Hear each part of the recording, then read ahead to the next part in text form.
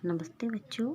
आज हम कक्षा 7वीं की छात्रों के संधि के विषय में कुछ बताना चाहेंगे या इस विषय पर कुछ चर्चा करना चाहेंगे। संधि के विषय में आपने सुना होगा, ये हमारे व्याकरण में एक बहुत ही महत्वपूर्ण बिंदु है। संधि हम देखते हैं ये संस्कृत में भी होती हैं और हिंदी में भी होती हैं। आपने पढ़ी होंगी। संधि शब्द का अर्थ क्या होता है? संधि का शब्द का अर्थ होता है मेल या मिलना। ठीक है। अब यहाँ पर जब हम हिंदी में संधि पढ़ते हैं तो इसका जब हम परिभाषा देखते हैं तो इसकी परिभाषा क्या होती है? जब दो या दो से अधिक वर्णों के मेल को संधि कहते हैं। अब देखिए इसमें क्या कहा गया है कि दो या दो से अधिक वर्णों के मेल को। वर्ण क्या होते हैं? वर्ण आपने सुना होगा, पढ़ा होगा। वर्ण क्या होते हैं? जैसे बचपन में हमने क्या पढ़ी थी? वर्णमाला। वर्णमाला क्या होती है? जिसमें कि अ से लेकर के और ज्ञ तक के अक्षर होते हैं।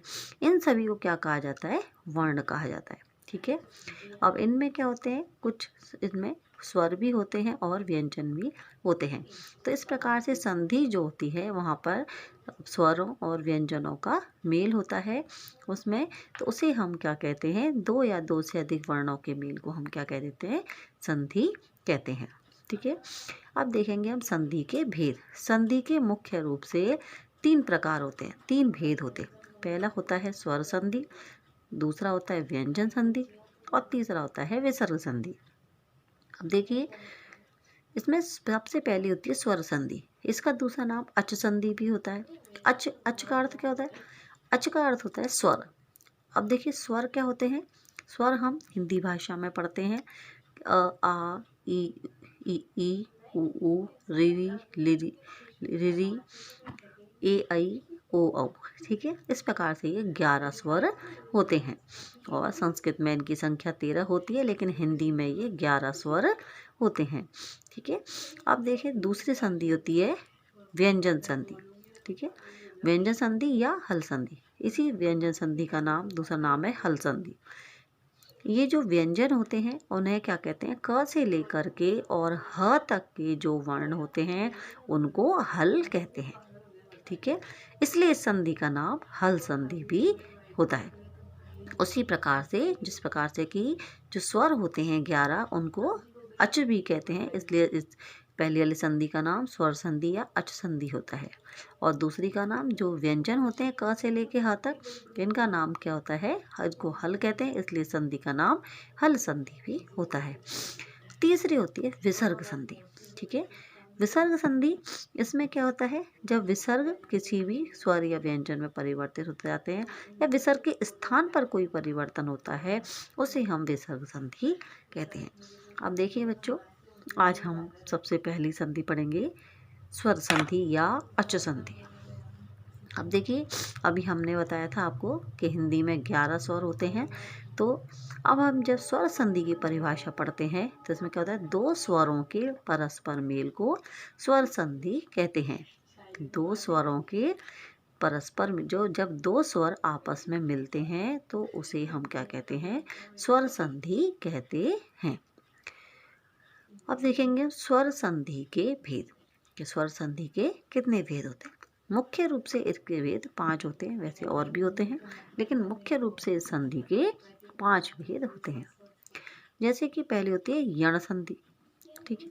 यण संधि, इसकी परिभाषा देखेंगे। ई उ री और री के बाद कोई भी स्वर असमान स्वर आने पर इसके स्थान पर क्रमशः य व र ल हो जाते हैं। इसका मतलब क्या है? इसका मतलब ये है कि ई उ री और लिरी के बाद कोई भी असमान स्वर यदि आ जाता है तो उसके स्थान पर क्रमशः का अर्थ है कि ई के स्थान पर क्या हो जाता है? य हो जाता है। उ के स्थान पे क्या हो जाता है? व हो जाता है। री के स्थान पर र हो जाता है, ली के स्थान पर ल हो जाता है। इस प्रकार से ये परिवर्तित हो जाते हैं। अब देखिए हम इस संधि के कुछ उदाहरण देखते हैं। देखिए जैसे कि स्थिति इस प्रकार से होनी चाहिए तब ये परिवर्तन होगा। ई या ई प्लस, ये जो प्लस का निशान होता है धन का निशान होता है, उससे पहले ई या ई का स्वर हो और उसके बाद क्या हो, असमान स्वर हो, कोई भी असमान स्वर आने पर तो ई या ई किस में बदल जाएगा, य में बदल जाएगा।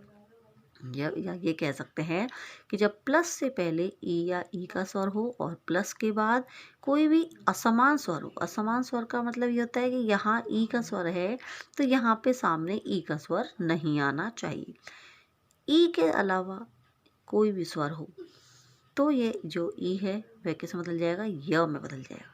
ठीक है, तो ये संधि कौन सी हो जाएगी, यण संधि। जैसे कि हम एग्जाम्पल देखते हैं इसके, यदि प्लस अपि, क्या देखेंगे, यदि प्लस अपि। अब देखिए इसमें द में किसका स्वर है, छोटी का, ई का। ठीक है, और आगे क्या आ रहा है, असमान स्वर है, तो ई के स्थान पे क्या हो गया, ये असमान स्वर आ गया ई के बाद, तो जो ये ई है किस में बदल गया, ये य में। तो इस प्रकार से देखिए ये य आ गया, द में ई था, इसकी जगह य हो गया, और ये द आधा रह जाता है, और फिर क्या बचा, अपि। तो इस प्रकार से ये स्थिति क्या हो गई, ये इस प्रकार से बन जाता है, और इसको हम क्या पढ़ेंगे, यद्यपि। क्या बनेंगे, यद्यपि। इसी प्रकार से और देखते हैं इसके उदाहरण, अति प्लस उत्तमः। अब देखिए यहाँ भी स्थिति यही है कि त में ई का स्वर है और सामने असमान स्वर है अर्थात उ का स्वर है। तो ई है, यहाँ पर ई का स्वर है और आगे असमान स्वर है, तो ये ई किस में बदल जाएगा, य में। किस में बदल गया, य में। तो त कैसा हो जाता है, आधा। त में से ई के स्थान पर य हो गया तो त आधा रह गया, और ई के स्थान पर य आ गया, और सामने किसका स्वर आ रहा है, उ का, और उ की इसमें मात्रा लग जाती है। तो इस प्रकार से क्या बन गया, ये अति उत्तमः, अति उत्तमः। आगे देखेंगे इसी प्रकार से इति प्लस आदि, ये भी इस प्रकार बनेगा। इति, त में ई की मात्रा है तो ई की जगह क्या हो गया, य हुआ, और त आधा हो गया, और आगे क्या आ रहा है, आ का स्वर, तो आ की इसमें मात्रा लग जाएगी। तो इस प्रकार से क्या बना, ये इत्यादि। क्या बना, इत्यादि। आगे देखेंगे, अति महत्वपूर्ण उदाहरण है ये सभी, इनको बहुत ध्यान से देखेंगे। प्रति प्लस एकम। अब देखिए प्रति, त में ई की मात्रा है तो ई और आगे असमान स्वर है, तो ये ई की मात्रा कैसा लग गई, या में। त कैसा रह गया, आधा, ये या हो गया, फिर आ रहा है ई, तो इसमें ए की मात्रा लग गई। क्या बना, ये प्रत्येकम। क्या बना, प्रत्येकम। ठीक है, इस प्रकार से ये इसके उदाहरण है। और देखेंगे जैसे कि अब देखिए समान स्वर कहते हैं ई या ई। अब ई का स्वर कोई सा भी हो सकता है, छोटी ई भी हो सकती है, बड़ी ई का स्वर भी हो सकता है, किसी का भी हो सकता है। देखेंगे जैसे सुधि प्लस उपास्य। अब सुधि, ध में किसकी मात्रा आ गई, बड़ी की, और आगे क्या आ रहा है, असमान स्वर, तो ये ई है वह किस में बदल जाएगा, य में, और ध कैसा रह गया, आधा। तो सुधि, तो देखिए सु, ध आधा रह गया, य, ई के स्थान पर य हो गया, और योग की मात्रा लग गई, शुद्ध्योपास्य। क्या बना, शुद्ध्योपास्य। आगे देखेंगे नदी प्लस उदकम। नदी, द में बड़ी की मात्रा है और आगे आ रहा है उ का स्वर, तो ई के स्थान पे क्या हो गया, य हो गया, तो द आधा रह जाता है, और ये उदकम। क्या बना, नद्योदकम। क्या बना, नद्योदकम। आगे देखेंगे, ये तो स्थिति थी, अभी तक हमने उदाहरण पढ़े इसके ई के। अब हम देखते हैं उ या उ का उदाहरण। देखेंगे उ या उ प्लस असमान स्वर, और स्थिति क्या होती है, इस प्रकार स्थिति होती है, तो ये उ के साथ बदल जाता है व में। देखिए प्लस से पहले क्या हो, उ या उ का स्वर हो, उ कोई सा भी हो सकता है, छोटा या बड़ा कोई भी। आगे क्या हो, सामने असमान स्वर, कोई भी असमान स्वर हो तो उ के स्थान पर क्या हो जाएगा, वह हो जाएगा। या ये कहेंगे कि जो उ होता है वो किसमें बदल जाएगा, व में बदल जाएगा। लेकिन ध्यान रहे कि उ कैसा होगा, ये व कैसा होगा, हलंत। हलंत का अर्थ होता है आधा। ठीक है, देखिए जैसे कि अनु प्लस अयः। क्या उदाहरण है, अनु प्लस अयः। तो देखिए यहाँ पे उ का स्वर है, आगे असमान स्वर आया है, उ का स्वर नहीं है, अ का स्वर है, तो ये उ किसमें बदल जाएगा, व में। तो न कैसा रह जाता है, आधा। तो क्या बना, ये अन व, और ये अ इसमें मिल गया व में, तो क्या बना, ये व पूरा हो गया, तो क्या बना, अन्वयः। आगे देखेंगे सु प्लस आगतम, सु प्लस आगतम, स में किसकी मात्रा है, ऊ की मात्रा है और आगे अ, तो इस स में से ऊ की मात्रा के स्थान पर व हो गया, तो स कैसा रह गया, आधे आधा, और ये आ गया, तो क्या बनाइए, स्वागतम। बच्चे अधिकतर देखते हैं परीक्षा में जब ये एग्जाम्पल आता है तो उदाहरण आता है तो इसकी संधि क्या कर देते हैं, जैसे स्वागतम लिख के दे दिया तो क्या करेंगे, स्व प्लस आगतम, नहीं, क्यों, क्योंकि यहाँ पे ये व आ रहा है बीच में, तो हमें ध्यान रखना होगा कि व किसके स्थान पर होता है, ऊ के स्थान पर, तो इस स में ऊ की मात्रा लगा देंगे और आ जो की मात्रा उसको अलग कर देंगे, तो क्या बना, सु प्लस आगतम। आगे देखेंगे मधु प्लस अरि, मधु प्लस अरि, इसका भी देखेंगे, ध में ऊ की मात्रा है, आगे असमान स्वर है। अब देखेंगे हम कि ये म और ध आधा रह गया और ऊ की जगह व हो गया और ये अ इसमें मिल जाता है ब में, तो क्या बन गया ये, मध्वरी। आगे देखेंगे वधु प्लस आगम, अब देखिए वधु ध में बड़े ऊ की मात्रा है, यहाँ हमने पहली स्थिति आपको स्पष्ट कर दी थी कि ऊ या ऊ, छोटा ऊ या बड़ा ऊ दोनों में से कोई भी हो सकता है, लेकिन सामने असमान स्वर होना चाहिए, समान स्वर नहीं होना चाहिए। इसका अर्थ ये है कि ऊ के सामने ऊ का स्वर नहीं होना चाहिए, ई के सामने ई का नहीं होना चाहिए, इसके अलावा कोई स्वर होगा। जैसे देखेंगे वधु प्लस आगम, वधु ध में ऊ की मात्रा है, अब ये ध आधा रह गया, ऊ की जगह व हो गया और ये अ इसमें मिल गया, तो क्या बना, वध्वा गमः। आगे देखेंगे उदाहरण, गुरु प्लस आदेशः, गुरु प्लस आदेशः, देखिए गुरु र में किसकी मात्रा है, ऊ की मात्रा है, तो रू ऊ के स्थान पे क्या हो गया, व हो गया और र कैसा रह गया, ये आधा। आपने देखा होगा आधा र जो होता है, या ये कहेंगे दो वर्णों के बीच में जब र आता है आधा और तो वह कहाँ चला जाता है, आगे वाले वर्ण के ऊपर चला जाता है, ठीक है। तो क्या बना ये, गुरु, गुरु के ऊ के स्थान पर तो व हो गया, र ऊपर चला गया और आ की मात्रा इसमें लग गई, तो क्या बना ये, गुर्वादेशः।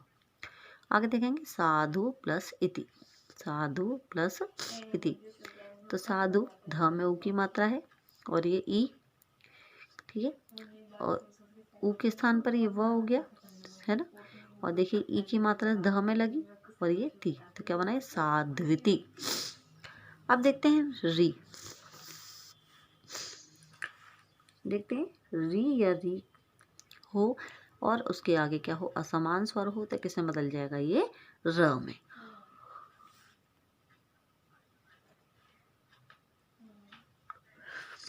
देखेंगे जैसे इसके उदाहरण देखेंगे, पितृ प्लस ए, पितृ प्लस ए, अब देखिए पितृ, इस त में किसकी मात्रा लगी है, री की मात्रा लगी हुई है, त के अंदर किसकी मात्रा लगी हुई है, री की, और आगे क्या है, असमान स्वर ए आया। अब देखेंगे री है, री के स्थान पे क्या हो जाएगा, र हो जाएगा, त कैसा रह जाएगा, आधा, तो त भी आधा हो गया, र भी आधा हुआ, दोनों मिलके क्या बन गया, त्र, ठीक है, ये त्र आ गया और ए की मात्रा लगी, क्या बना, पित्रे।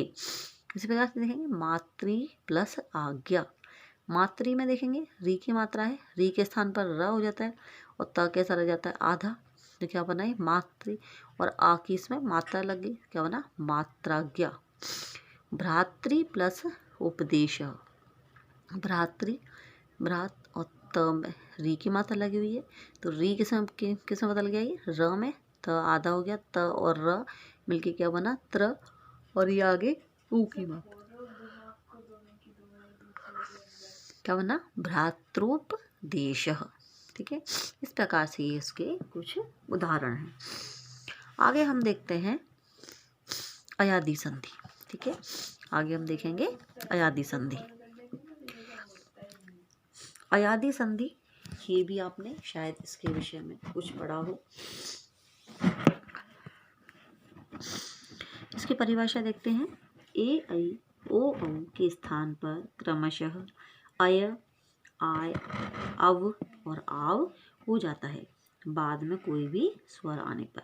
यदि ए ऐ के बाद में, ए ऐ ओ औ के बाद कोई भी स्वर यदि आता है तो ए ऐ, ए के स्थान पर क्या हो जाता है, अय हो जाता है, ऐ के स्थान पर आय हो जाता है, ओ के स्थान पर अव हो जाता है, ओ के स्थान पर अब हो जाता है और औ के स्थान पर आव हो जाता है। तो इस प्रकार से कोई भी ये परिवर्तन इस प्रकार से होते हैं। जैसे अब देखिए स्थिति देखेंगे कि इधर क्या हो, ए हो और बाद में कोई भी अच का अर्थ आपको पहले बताया था स्वर, कि इधर ए हो और बाद में क्या हो, कोई भी स्वर हो, तो ऐसा बदल जाएगा ये अय में। तो क्या बना, अय में ये परिवर्तित हो जाएगा। इसके उदाहरण कुछ हम देखते हैं। जैसे देखेंगे ने प्लस अनम, देखेंगे इसका उदाहरण ने प्लस अन, ठीक है। अब देखेंगे न में किसकी मात्रा है, एक ही, न में लगी हुई एक ही मात्रा और आगे क्या आ रहा है, ये स्वर आ रहा है कोई भी, ये कहते हैं। अब ये एक ही मात्रा कैसे बदल जाएगी, अय में, ठीक है। अय में जब बदलेगी तो अय का अ से मिल जाता है तो न पूरा हो जाता है, य हो गया, ये हलंत होता है य, लेकिन इसमें ये वाला अ मिल जाता है तो यह पूरा हो जाता है। तो इस प्रकार से क्या बन जाएगा, ये नयन, नयन या नयनम, ठीक है। आगे देखेंगे जैसे कि शे प्लस अनम, शे श में लगी एक ही मात्रा तो एक स्थान पे क्या हो जाता है, अय हो जाता है। तो क्या बना ये शयनम, क्या बनेगा, शयनम। इसी प्रकार से आगे देखेंगे हरे प्लस ए, हरे प्लस ए। इसमें देखिए ऐसी कोई स्थिति नहीं है कि समान स्वर नहीं होना चाहिए, सिर्फ ये बोला गया है इसमें कि स्वर के सामने स्वर होना चाहिए। समान भी हो सकता है, असमान भी हो सकता है। देखेंगे आप जैसे हरे में एक ही मात्रा है ए में, तो एक स्थान पे क्या हो गया, अय हो गया, ठीक है। और अय का इसमें मिल गया, एक य हुआ, आगे ए आ रहा है तो एक ये सा मात्रा लग गई, तो क्या बना ये हरा ये। इसी प्रकार से ऐसे मिलता जुलता उदाहरण है कवि। तो देखिए कवि प्लस ए, तो देखिए बनेगा इसका उदाहरण कवये। आगे देखेंगे चे प्लस अनम, तो क्या बनाइए चयनम, क्या बनेगा चयनम। आगे देखते हैं स्थिति आई प्लस अच, इसका अर्थ है कि इधर आई हो, आई का स्वर हो और उसके बाद क्या हो, कोई भी स्वर हो तो किसमें बदल जाता है, आय में, किसमें परिवर्तित हो जाता है, आय में। जैसे देखेंगे नई प्लस अकह, नई प्लस अकह। अब देखिए नई में किसकी मात्रा आ रही, आई की, और आई के स्थान पर क्या हो गया, आय हुआ, तो आय का आय इसमें मिल गया, यह यहाँ पे आ गया और ये कह, तो क्या बनाइए नायकह। आगे देखेंगे गई प्लस अकह, गई प्लस अकह।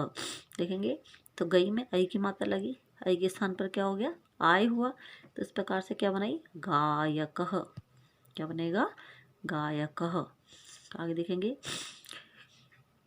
गई प्लस अंति, तो ऐसे ही बनेगा, आई के स्थान पर आय हो गया और ये अंति इसमें जुड़ गया, क्या बना गायंती। आगे देखेंगे सई प्लस अकह, सई प्लस अकह, तो सई आई के स्थान पर क्या हो गया, ये आय हो गया, आय का आ इधर आ गया, यह यहाँ पर, और ये कह क्या बना सायकह, ठीक है। आगे देखेंगे ओ प्लस अच, ओ प्लस अच, इसका अर्थ ये है कि इधर ओ का स्वर हो और बाद में कोई भी स्वर हो उसके सामने, तो किस में बदल जाएगा ये ओ अव में। जैसे कि पो प्लस अनह, पो प्लस अनह। अब देखेंगे प में ओ की मात्रा है और इधर क्या आ रहा है, ये असम, ये भी यहाँ पर स्वर आ रहा है, तो ओ किस में बदल गया, अव में बदल गया। ये देखिए अव का अ इसमें मिल गया और ये वह यहाँ पे आ गया और ये नह, तो इस प्रकार से क्या उदाहरण बना पवन। आगे देखेंगे भो प्लस अनम, तो देखेंगे भो, भ में ओ की मात्रा है तो ओ के स्थान पे क्या हो गया, अव हुआ, अव का अ इसमें मिल गया और ये बना भवनम। आगे देखेंगे भो प्लस अति, भो प्लस अति, भ में किसकी मात्रा, ओ की मात्रा है और इधर अति, तो ओ किस में बदल गया, अव में बदल गया। अव का अ इस भ के अंदर मिल जाता है, ये व के अंदर ये अ मिल गया, तो ये क्या बना भवती।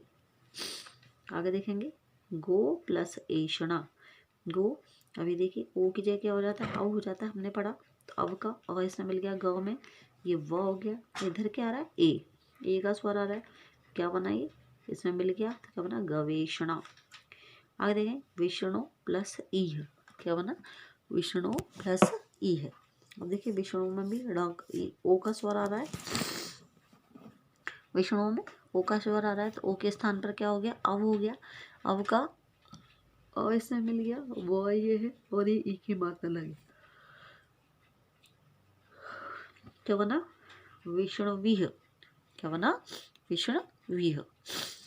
आगे देखेंगे औ प्लस अच, औ प्लस अच। अब देखिए औ है, औ के बाद में कोई भी स्वर यदि होता है तो औ किसमें बदल जाता है आव में, किससे बदल जाएगा आव में। अब देखेंगे भऊ प्लस उकह, क्या है भऊ प्लस उकह, तो औ किसमें बदल गया आव में बदल गया, ये आव में बदल गया और ये उकह, क्या बना भावुकह। पऊ प्लस अकह, तो औ के स्थान पे क्या हो गया आव हो गया, आव का आ आ गया और ये व और ये क, क्या बना पावक। भऊ प्लस आयति, तो देखिए भऊ में औ की मात्रा है, औ के स्थान पर आव हुआ तो क्या बना ये भावयति, क्या बना ये भावयति।